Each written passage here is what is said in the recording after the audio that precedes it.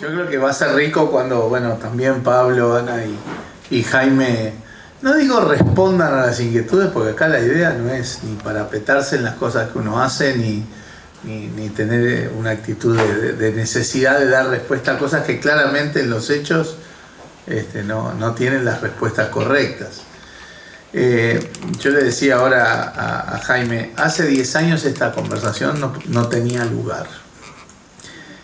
Y eso es porque yo creo que cuando el Frente empezó a gobernar no había una claridad de enfoque de qué era lo que había que hacer en materia de seguridad. Y es difícil implementar una política si no hay una visión. Y de hecho la visión la seguimos discutiendo. A veces con falacias, creo yo, de falsa oposición, porque creo que, por ejemplo, el foco en combatir las causas sociales del delito está muy bien. Quizás fue lo que más priorizamos en el arranque de nuestros gobiernos, pero también nos faltó diagnóstico, porque lo pensamos en términos de pobreza.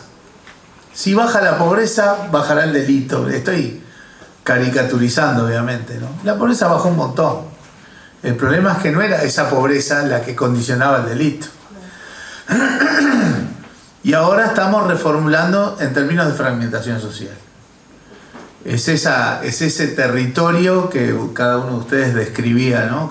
Mucho mejor que yo, ¿no? De ámbitos donde no es la pobreza de los ingresos, la pobreza del empleo, es la pobreza del desapego al sistema educativo, que es el primer paso para el desastre, de las cuestiones de salubridad, de hábitat, de saneamiento, de vivienda, de seguridad, de subculturas. Y bueno, creo que ahí ya de pique tenemos la necesidad de reformular políticas sociales. Algo tiene que ver con lo que decía por allá de que ya no es cuestión de que cada ministerio, cada organismo cae con su carrito de cosas. No es aterrizar pedacito a pedacito, porque está claro que esta es una problemática que o se resuelve de manera integral o no se resuelve. Y las formas de asignación presupuestal a veces condicionan. La forma de asignación presupuestal es una herramienta, ¿no? En realidad el tema es de visión política y de liderazgo político. Es cierto que el presupuesto se asigna verticalmente, ¿no? Ministerio, ministerio, ministerio. Este no es un tema del MIDE, ¿no? Es del MIDE de Salud Pública, Educación, de Vivienda, de Seguridad, del Ministerio del Interior, de la OCE, de la UTE, ¿no? Entonces, ahí hay que reformular visión para entender que ahora la problemática de la fragmentación, que es donde está un poco una buena parte de ese campo orégano que tiene la delincuencia, hay que atacarla de manera más integral. O sea, pensamos que en el atacar las causas sociales era atacar la pobreza. Ahora no, de a poco vamos dándonos cuenta que atacar las causas sociales tiene mucho más que ver con atacar la fragmentación social. Obviamente la vida mostró que poner solo ese foco es insuficiente. Y a mí no me asusta mucho la palabra represión. Yo creo que hay un nivel de cosas sobre las cuales hay que trabajar con políticas represivas. Sobre todo cuando se consolidan modalidades de crimen organizado. Porque tampoco podemos tener siempre la caricatura de que son gurises, que están perdidos en la vida, entonces y a eso le damos palo. Hoy por hoy ya hay en el Uruguay crimen organizado y eso hay que reprimirlo. También lo que está claro es que encontrar ese equilibrio entre combatir causas sociales y niveles de represión ha sido un arte difícil de equilibrar por parte nuestra, ¿no? Y todavía estamos encontrando ese equilibrio. Yo creo que también acá voy a hacer una consideración política. Donde nosotros sigamos teniendo esa imagen de que la propuesta de la izquierda es un poco de frutillita, en donde la represión nos duele y entonces no la ejercemos, las posturas extremas de vivir sin miedo y compañía van a tener éxito porque la sociedad está demandando una tesitura más firme. Ahora, que uno diga, bueno, hay cosas que hay que reprimir, después también hay que saber dónde se corta ese hilo. Acá esta mesa, más que de seguridad, creo que terminó siendo una mesa más en lógica de rehabilitación, reinserción social. Entonces, está claro que ahí está la línea hasta donde debe llegar la represión. Está planteado hoy descentralizar el INR, sacarlo de la órbita del Ministerio del Interior. Y yo creo que ese es el primer paso que tiene reflejo institucional, pero que en el fondo es conceptual.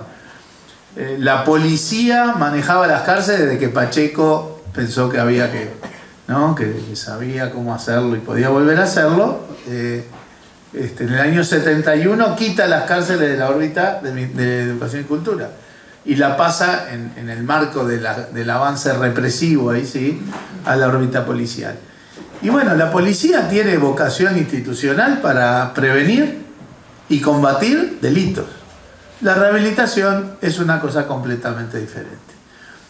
Por lo tanto, yo creo que ya el haber generado el INR ya fue un paso previo, y creo que ahora ya estamos en condiciones de generar un servicio descentralizado con esos términos.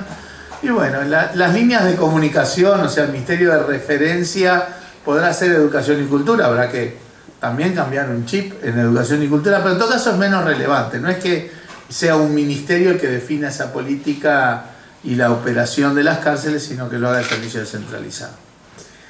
Ahora, también, y esto me lo enseñó Jaime en más de una conversación, si la lógica es de represión en las cárceles, además de que hay algunas cárceles donde también están cuestionados el respeto a los derechos humanos, si la lógica es el encierro, a cualquiera de nosotros nos ponen 20 horitas por día en no sé, llamarle celda, habitación, no sé.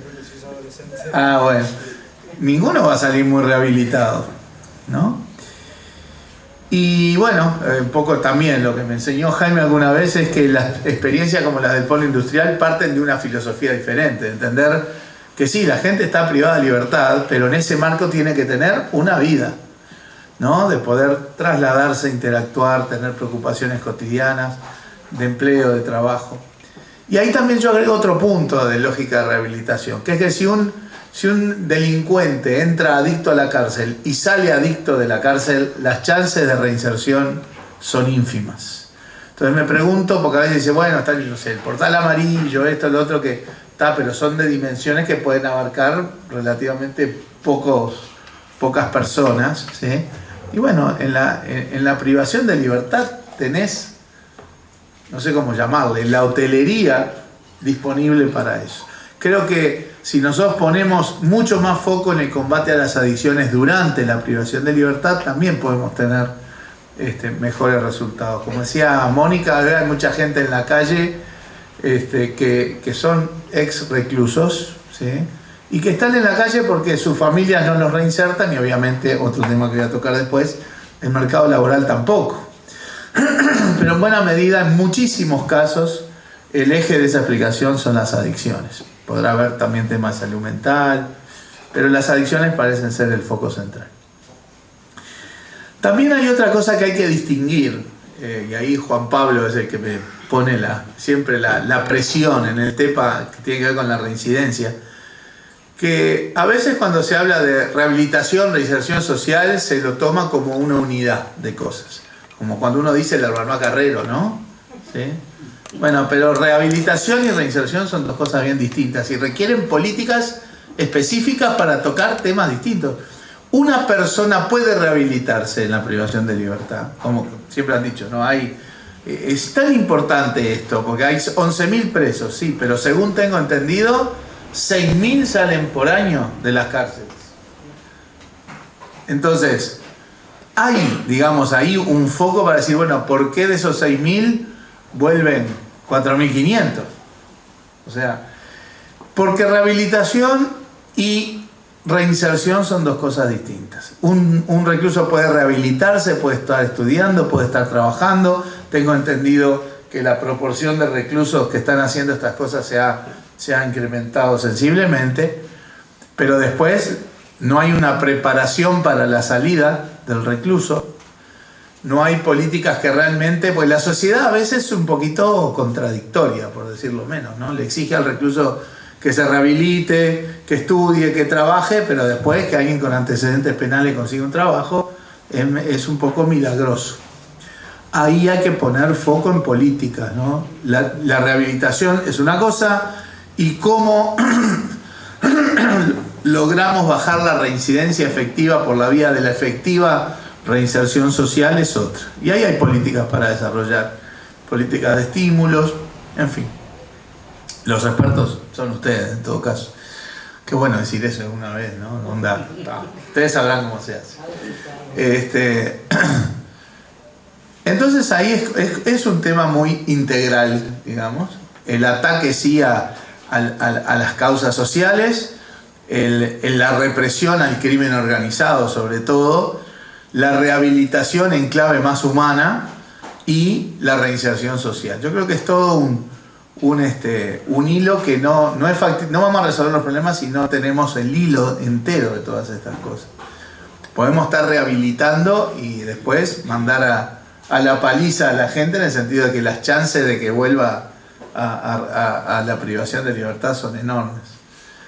Pero yo creo que en el fondo hay que discutir más en estos términos para tener una visión, para tener una estrategia, para tener un enfoque.